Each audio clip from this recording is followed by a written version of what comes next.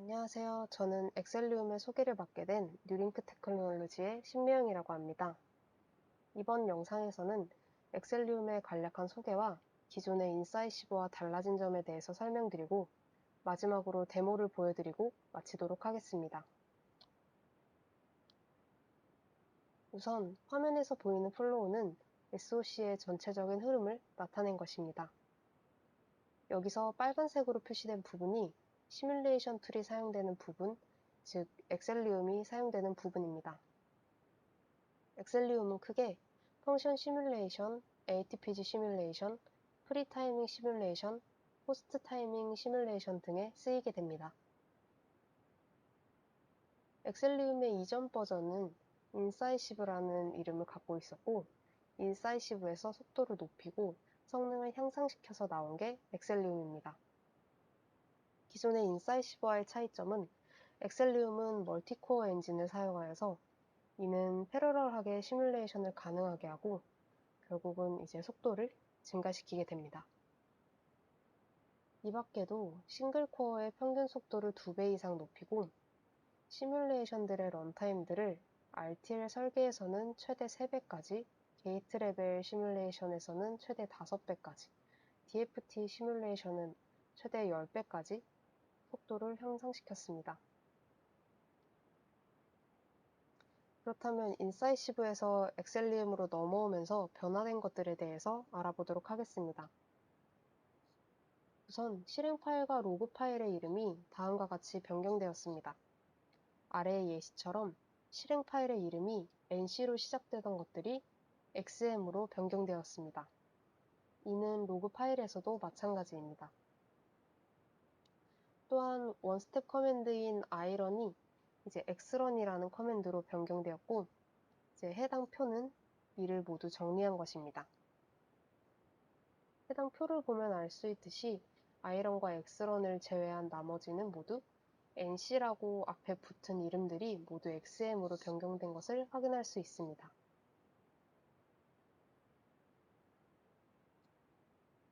또한 데이터베이스의 이름들이 새로운 엑셀리움 제품을 반영하도록 변경되었습니다. 툴 제너레이트 디렉토리의 이름, 데이터베이스의 이름, 그리고 툴 제너레이트 디렉토리의 내부적으로 생성된 파일들의 이름, 그리고 객체나 공유 라이브러리의 이름 내에 NC라고 포함된 부분이 XM으로 변경되는 등 다음과 같이 변경되었고, 아래의 표로 다시 한번 설명을 드리면 우선 기존의 인사이시브에서는 자동으로 생성되던 디렉토리 명이 inca_libs였다면 현재는 엑셀리움.d로 변경되었고 데이터베이스들의 이름 또한 nccim.vcd 또는 nccim.sim 과 같은 이름이었다면 현재는 앞의 이름이 모두 엑셀리움으로 변경되어 엑셀리움.vcd, 엑셀리움.sim과 같이 변경되었습니다. 또한 툴을 실행했을 때 프롬프트 창에서도 NCsim으로 나타났던 부분들이 엑셀리움으로 변경되었습니다. 마지막으로 유틸리티의 이름들이 XM 유틸리티로 변경되었습니다. 이는 실행 파일이나 로그 파일들처럼 앞에 NC라고 붙은 이름이 모두 XM으로 변경되었습니다. 만일 엑셀리움을 실행시켰을 때 엑셀리움에 변경된 새로운 커맨드가 아닌 기존의 인사이시브의 커맨드로 툴을 실행시킨다면 아래의 예시처럼 워닝으로 해당 커맨드 대신에 변경된 커맨드를 사용하라는 메시지가 나타납니다. 아직까지는 툴에서는 해당 부분을 워닝으로만 띄우며 인사이시브의 커맨드를 사용해도 툴에서 자동으로 인식하여서 시뮬레이션을 하는 데에는 지장이 없으나 추후에는 이제 해당 부분을 에러로 띄울 예정이기 때문에 되도록 변경된 커맨드를 써주셔야 됩니다.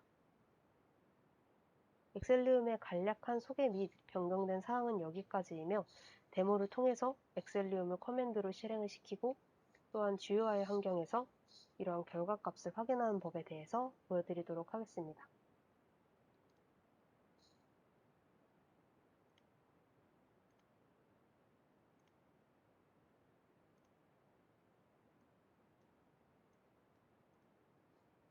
우선 간단한 예시로 풀헤더를 가져와 보았습니다. 현재는 이제 풀헤더 탑 파일과 그리고 내부적으로 들어가게 될 이제 하프 헤더 그리고 런 스크립트 그리고 테스트 벤치 파일 다음과 같이 4개의 파일로 이루어져 있습니다. 런 스크립트를 확인해 보면 다음처럼 소스 코드들을 모두 다 불러와주고 그 외의 옵션으로는 64비트를 사용하겠다는 옵션 그리고 리드나 라이트 그리고 커넥티비티에 대한 액세스 권한을 갖게 한다는 옵션 그리고 타임스케일 옵션 로그 파일 생성 옵션 그리고 마지막으로 GUI 환경을 띄우게 해주는 GUI 옵션이 포함되어 있습니다. 그럼 런을 시켜보도록 하겠습니다. 다음과 같이 에러가 없이 정상적으로 문제가 없다면 신비전 창이 뜨게 되고 기본적으로 디자인 브라우저와 콘솔 창이 나타나게 됩니다. 콘솔 창에서는 내가 커맨드를 입력하여서 시뮬레이션 돌릴 수도 있고 또는 그동안 돌렸던 것들의 히스토리를 확인할 수도 있습니다. 디자인 브라우저 창에서는 일단 탑 파일에서부터 서브 서킷까지의 하이라키한 모습을 확인할 수도 있고 오른쪽에서는 시그널들의 종류와 그에 따른 밸류들을 확인할 수도 있습니다. 또는 아래 필터 기능을 사용해서 인풋 값만 보든가 아니면 아웃풋 값만 보든가 하는 등의 필터 기능도 사용할 수가 있습니다. 그럼 웨이브폼을 보는 법에 대해서 알려드리도록 하겠습니다. 마우스 우클릭을 누르고 Send to Waveform 윈도우를 선택을 하게 되면 다음처럼 웨이브 창이 나타나게 됩니다. 또는 오른쪽 상단에 웨이브폼 파형 모양의 아이콘을 선택하여도 다음과 같이 동일한 창이 나타나게 됩니다. 시뮬레이션을 돌리는 방법은 여기에 있는 런 아이콘을 선택해 주거나 아니면 시뮬레이션의 런 버튼을 선택해 주어도 됩니다.